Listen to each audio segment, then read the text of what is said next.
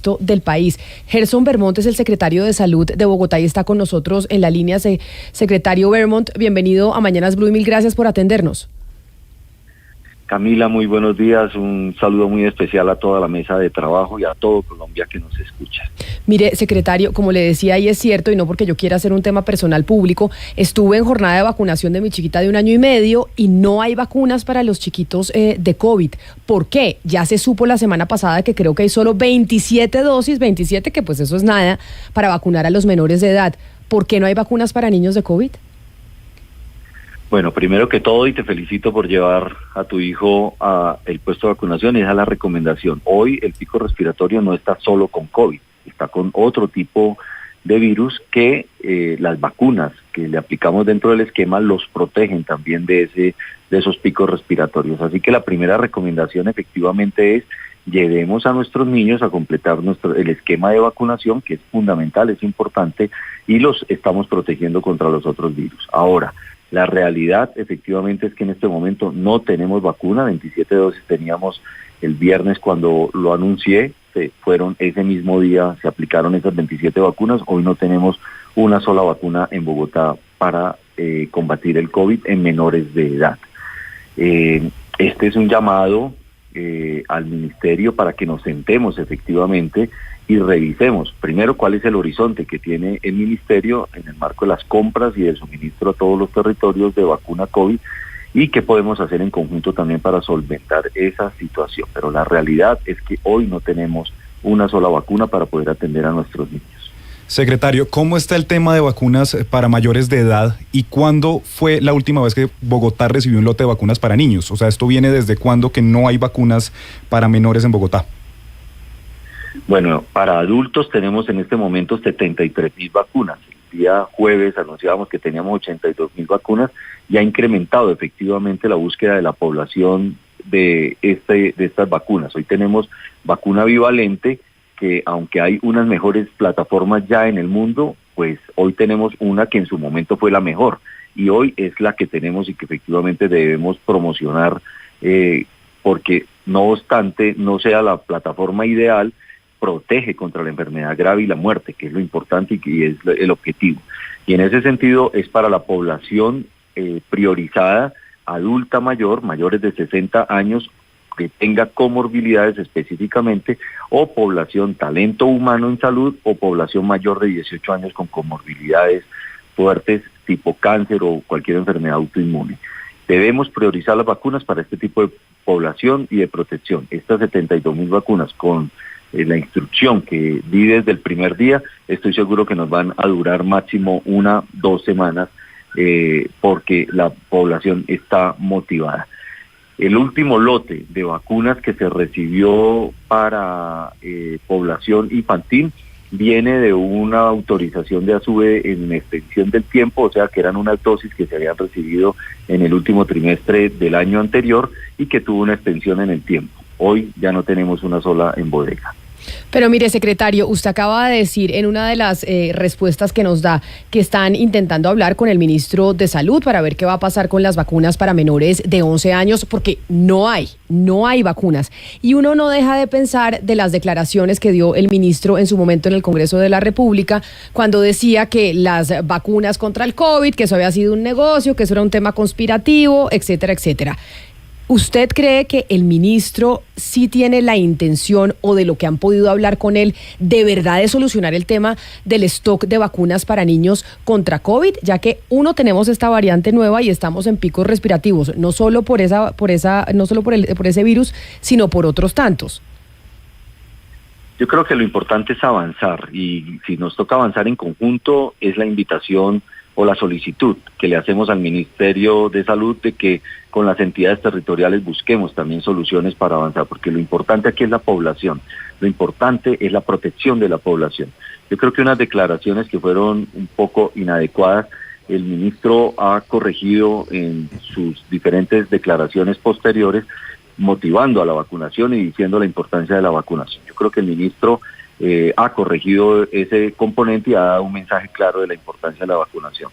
Ahora es el tema estructural de cuánto han sido las compras o para cuándo es el horizonte de llegada de las vacunas y poder también uno informar de forma transparente a la población.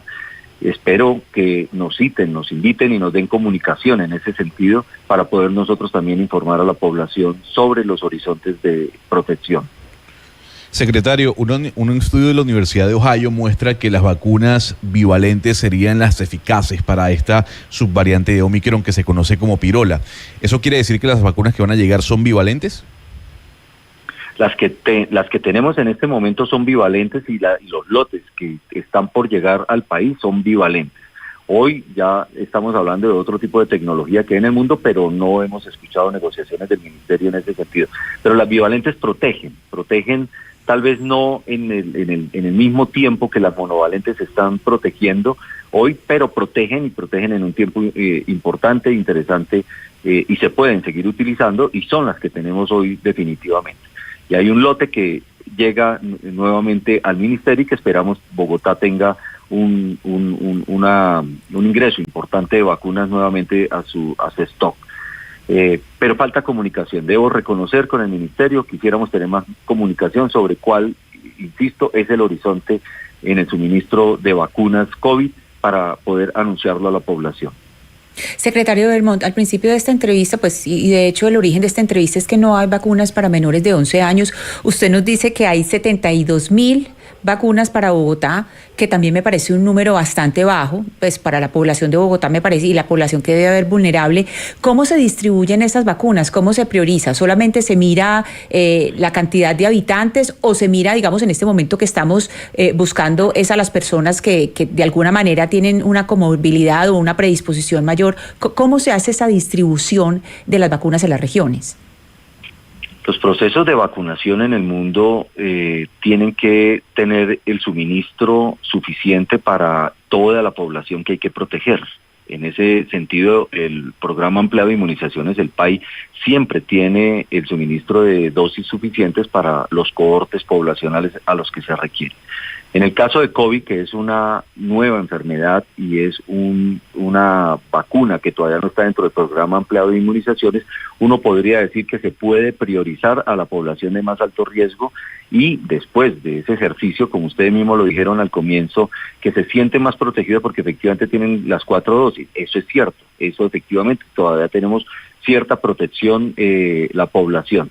Pero aquella población mayor de 60 años, con enfermedades crónicas, con enfermedades autoinmunes, con cáncer, etcétera, se vuelven un grupo de priorización para lograr optimizar la aplicación de estas 72.000 vacunas que tenemos en stock. Así que las instrucciones que le hemos dado a las EPS y le hemos dado a nuestra red de prestación de servicios es ubiquemos a esa población que efectivamente conocemos y tenemos en nuestros registros con esas condiciones, jóvenes con comorbilidades, adultos mayores con enfermedades crónicas tipo cáncer o talento humano que efectivamente necesitamos proteger para priorizar la aplicación de esas 72.000.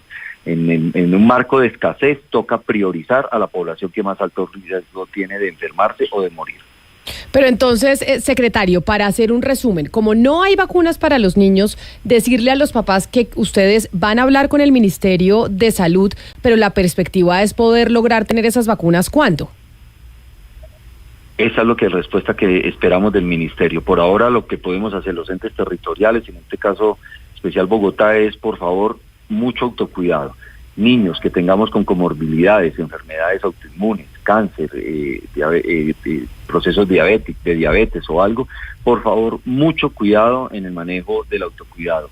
Uso de tapabocas cuando lleven los niños a sitios con aglomeraciones, evitar que los visiten personas con algún cuadro respiratorio, mucho lavado de manos, mucha ventilación de los espacios donde nos encontremos reunidos. Tenemos que fortalecer todo el ejercicio del autocuidado, mientras en este momento el Ministerio tendría la palabra de decirnos cuándo vamos a tener vacunas para volver a proteger a nuestra población infantil. Secretario, en algún momento cuando estuvimos todos en el pleno pico de la pandemia, ¿era necesario hacer un aislamiento o una cuarentena cuando se daba positivo o había un contacto estrecho? Hoy en día, ¿cómo debe manejarse si tengo contacto estrecho con alguien que tiene COVID o incluso si me hago una prueba y sale positiva?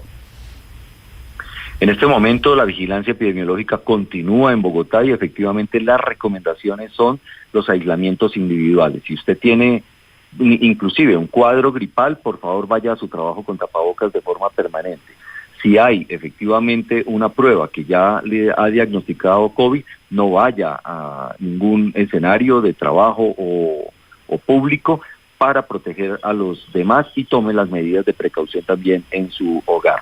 Esto no cambia por el COVID ni cambia porque se disminuyó la emergencia. Esta es la recomendación normal inclusive para todas las enfermedades, no solo para COVID. Cualquier cuadro gripal, las recomendaciones siempre son no expongamos a los demás mientras surtimos el tratamiento. Pues secretario, muchas gracias por atendernos y repítame una cosa, ¿cómo se pronuncia su nombre para yo de ahora en adelante decirlo bien? Porque aquí mis compañeros me están diciendo que lo he dicho de todas las formas posibles, entonces quiero aprendérmelo porque seguramente estaremos hablando en varias oportunidades con usted. Hay un trino por ahí muy chistoso en el sentido de que hay una discusión académica de si se dice Gerson, Vermont. Eso ha sido mi vida continua.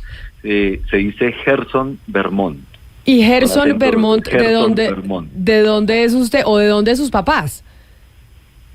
Bueno, mis padres y yo nací en Cúcuta. Efectivamente me trajeron a los 2 años a Bogotá. Regresábamos a Cúcuta y volvíamos nuevamente a Bogotá por estudios. Hice mi universidad aquí en la Universidad de La Salle. Luego una linda caldense me llevó al departamento de Caldas, donde efectivamente toda mi vida profesional se desarrolló en el departamento de Caldas. Me siento 33% caldense también. Y luego nuevamente por las circunstancias, cuando estuvimos gerenciando todo el COVID, nuevamente en Bogotá y hoy con esta alta responsabilidad. Así que somos 33% bogotanos, 33% caldenses y 33% norte santanderianos. Pues secretario Gerson Vermont, mil gracias por estar con nosotros aquí en Mañanas Blue y mucha suerte. Esperamos que haya una respuesta del Ministerio de Salud sobre el tema de las vacunas, no solo a usted como secretario de Bogotá, sino a todos los entes territoriales, porque esta es una situación que viven todas las ciudades y municipios del país. Feliz resto de día para usted. A ustedes muy amables, muy queridos. Gracias, Camila. Un saludo especial a Ana Cristina. Y entonces lo que le dicen a